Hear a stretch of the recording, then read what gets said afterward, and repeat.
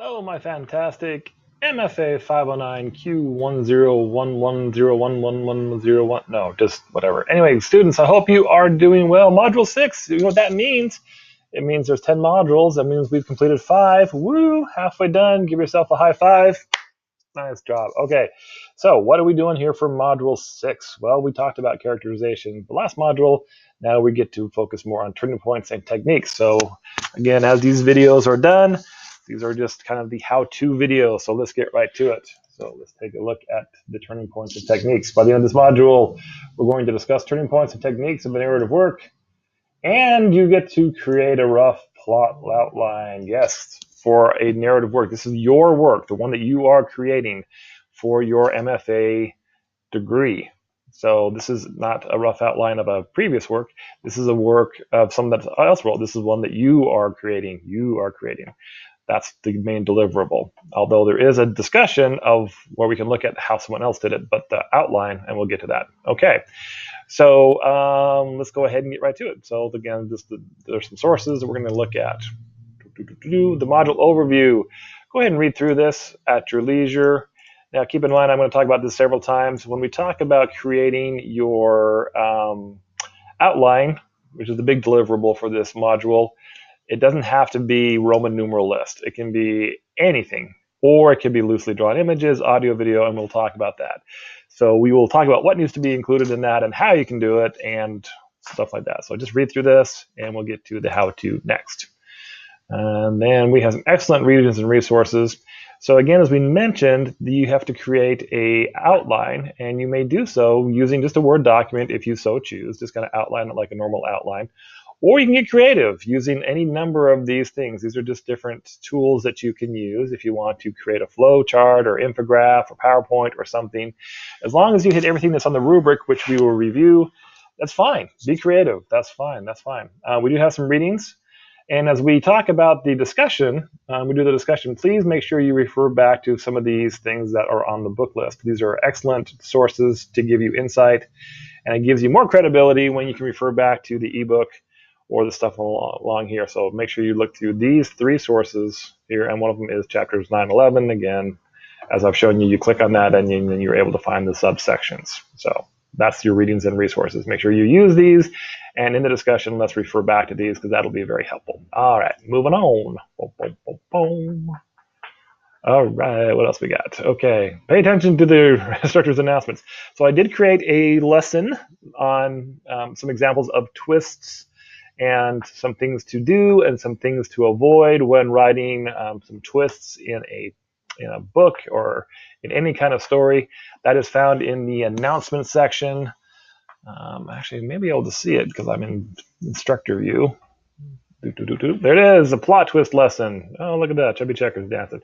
So here is the video that you would watch. It's not very long, but it gives some examples of some good plot twists and some bad plot twists and how to avoid them and such like that. So I'd recommend you watch that. That is the lesson for this week. Let's go back to module number 6, shall we? Alrighty, that was before you get started. Let's get right to the discussion. So for the discussion, okay, now please keep this in mind. So this one is a favorite story or a single chapter from a book on your created book list. That means the book that you've been reading.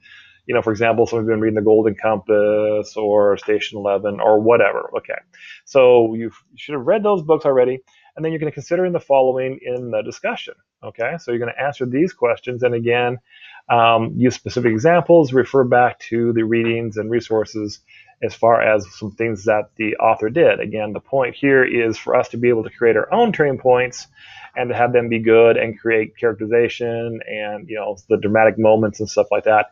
It's good to see how others did it. Okay, so we can emulate, not copy, not cheat or anything like that, but we can emulate how other writers have done it successfully in our own writing. So that will be the discussion for this module. And then, boom, boom, boom, boom, boom, we talk about the big deliverable, which is the rough plot outline. Okay, so again, anything new is dangerously scary sometimes, but we're going to go ahead and just break it down. So if we click on this, which I've already done, we'll download the assignment, including the rubric. So for this assignment, you will submit your rough plot outline, your rough plot outline. This is for your story, which you are writing, okay? Your plot outline for your story should be clear and succinct, and a format that complements your writing process, okay? That is really up to you.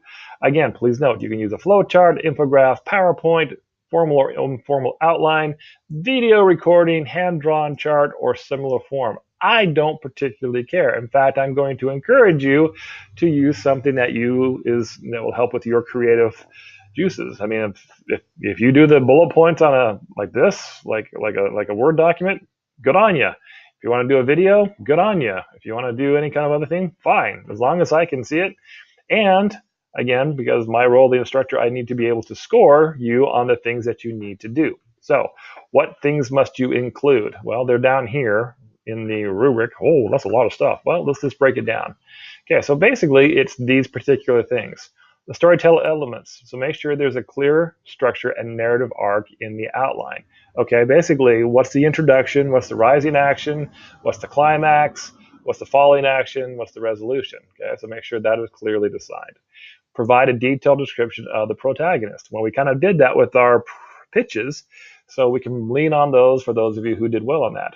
Provide a detailed description of the major conflict the protagonist will face. Okay, this can be, it may be that initial conflict, the initiating conflict, which sets the whole story in motion. It may be something on a grander scale, but again, detailed, okay? So an example of a non-detailed would, the protagonist, he faces a challenge which will test his variability to understand stuff. Okay, that's terrible. Okay, that's not very good. Okay. The protagonist, Sir William will face the golden dragon to be able to defeat this menace which has threatened his kingdom for generations. I don't know, something like that. Okay. Provide a detailed description of the world setting where the story will take place. So if you are writing speculative fiction, yes. Okay, now don't go too crazy because I know you can probably write pages and pages and pages about that. So make sure that. And then it says utilize craft techniques to develop the plot. What are we talking about when we talk about craft techniques? Well, if you look up here, craft elements. Okay, craft elements such as voice, tone, dialogue, characterization, suspense, point of view. I would include symbolism. Okay, so what kind of craft techniques are you going to use to develop the plot outline? What kind of things are you going to be doing? Are you going to have, is it mainly suspense? Is it going to be really a lot of dialogue? Are you going to have a snarky tone? Whatever, okay? Do you integrate the craft techniques within the story outline? So as we look at the outline, are these things, the tone, the dialogue, characterization, are they are they evident? And then incorporate the craft techniques that have reached the story outline.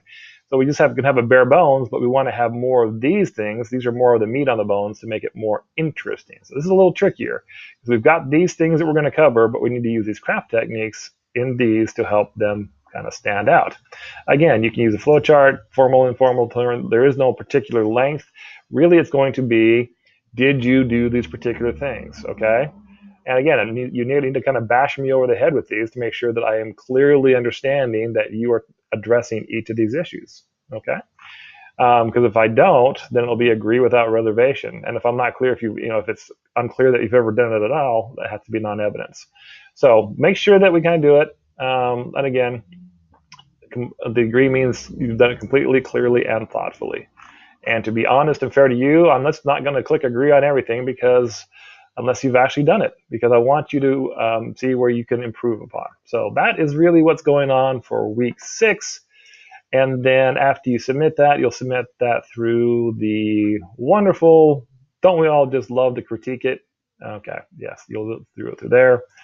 And then we will just remind you to keep reading the text from your curated list. So that is what's happening here in Module 6.